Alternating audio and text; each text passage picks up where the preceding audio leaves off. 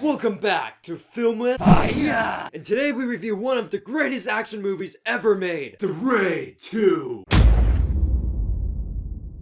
So The Raid 2, as you can probably guess, is the sequel to The Raid Redemption. It was actually the original script by director Gareth Evans for the first Raid, but he didn't have the budget back in 2012 to execute it. Now with the success of the first Raid, he is finally able to grab the budget for this film, and holy crap!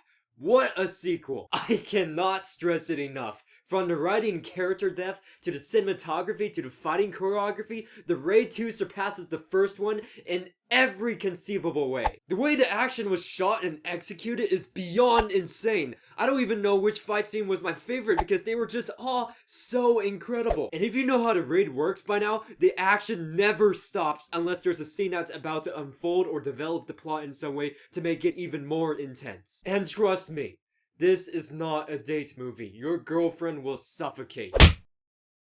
A lot of critics are saying this is probably one of the most violent movies ever made, but I'd like to correct that.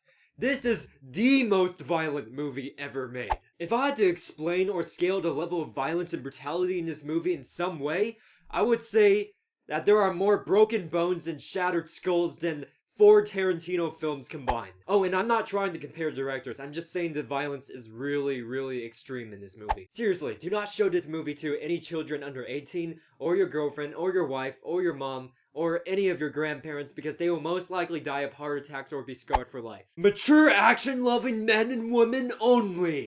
And if the action isn't enough for you, the plot is still very well written. In a short synopsis, after the events of the first raid, Rama, once again played by Iko Uwais, has to go undercover in a crime syndicate in order to expose the cops that are working with the mafia. In order to truly clean the city and protect his family from both the corrupted police force and the criminal side, he has to spend 2 years in prison and get close to the mafia boss's son, Ucho. This does eventually get him into the game. But from there, however, a whole series of events involving new characters, plot twists, and political conflicts start to evolve. So yes, if you were unsatisfied with the plot of the first Raid, the writing in this film is much more complex and intriguing. In fact, there are a few scenes here and there that can actually get very emotional, especially when they portray themes about political corruption, greed, and ambition, and how all of these factors can affect other people's lives. Whoever said a movie with a lot of action cannot have great substance just got slapped in the face by this director. And now we move on to actors. Everyone in this movie is a badass. I mean, yeah, Iko is awesome as always, but you also have a lot of interesting and menacing people in this film. You have the crime boss, Bangun, his overly ambitious son, Ucho, guy whose name I can't pronounce, Hammer Girl, and Batman.